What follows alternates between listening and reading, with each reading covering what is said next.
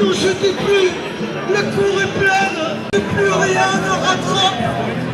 Ce financier endurant, laisse se taire. Une concession à qui le mieux.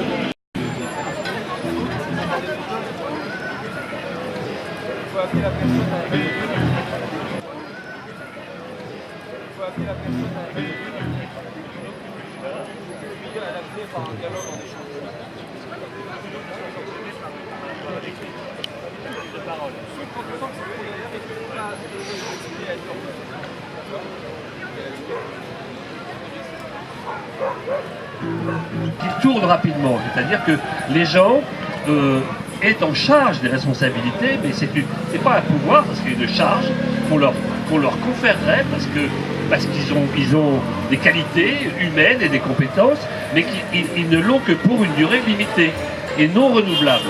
Non renouvelable, c'est important parce que on est en difficulté démocratique avec le fait que nous avons une caste qui fait profession d'être des gouvernants et des politiques, et soit des gens qui soient issus de nous, qui tour à tour puissent prendre en charge ces événements, ces charges, ces gouvernements.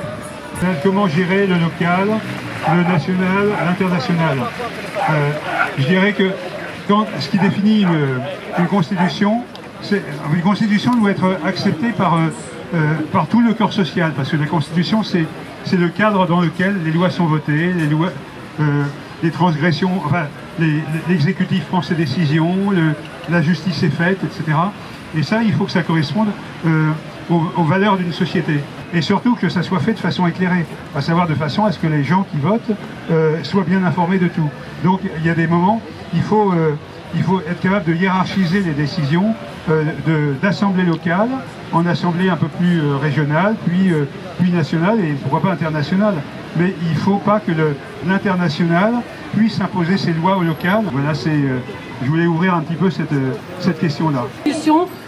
Parallèlement au droit de l'homme, le droit de la terre, le droit de la nature, et inscrire par exemple l'écocide comme un crime, voilà, dans la Constitution, qu'on arrête d'exploiter la terre comme on exploite les hommes, parce que sinon on ne va pas y arriver, tout va mourir. Donc il faut absolument prendre en compte l'environnement et l'inscrire dans la Constitution.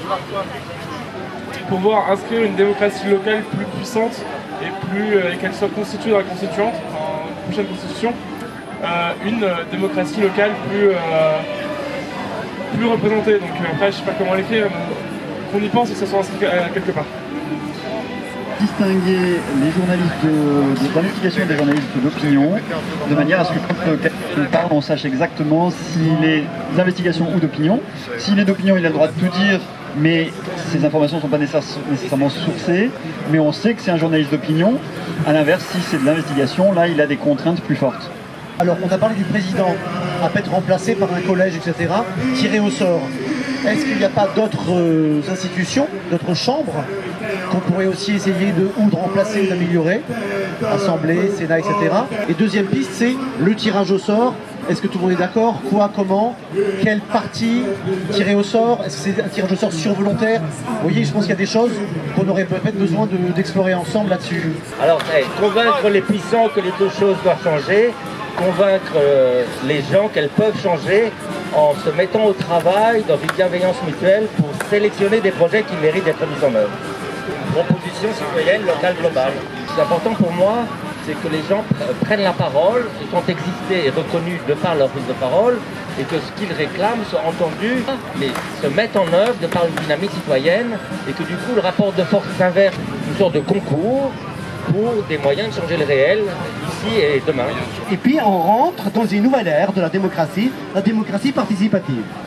C'est l'idée de ce tirage au sort.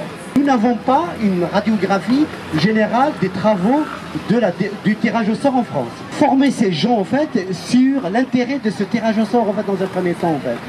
On ne peut pas faire des tirages au sort que pour des gens concernés par leurs propres questions.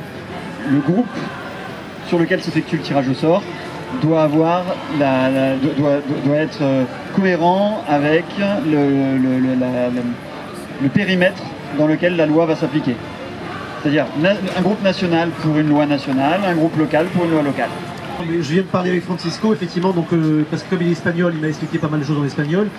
Peut-être déjà imaginer, je crois que vous en avez parlé déjà dans d'autres samedis, de ne pas penser le processus pré-constituant, constituant que pour la France, mais vraiment de le penser au niveau du monde.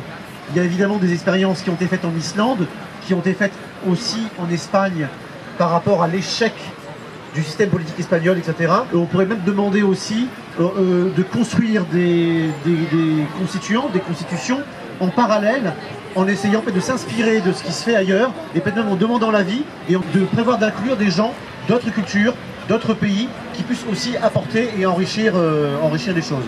La prochaine constitution, on l'écrit dans un cadre mondial de bienveillance et d'enrichissement, et on ne continue pas à se dire on va écrire une constitution en France pour nous Français. Alors je ne sais pas où vous en étiez après. Il y a elle qui veut s'exprimer.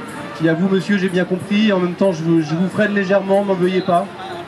Donc pour dire que déjà à l'heure actuelle il y a un courant citoyen qui prévoit tout à fait de manière mondiale d'avoir à l'échelle nationale des coordinations de constituantes locales de toutes les villes qui vont devoir se coopérer entre elles pour accoucher d'un texte commun. Ce moyeu français de l'échelle mondiale, il est déjà envisagé, notamment par nous, les Français, qui nous impliquons dans cette écriture collective de la prochaine Constitution. Je dois donner le micro.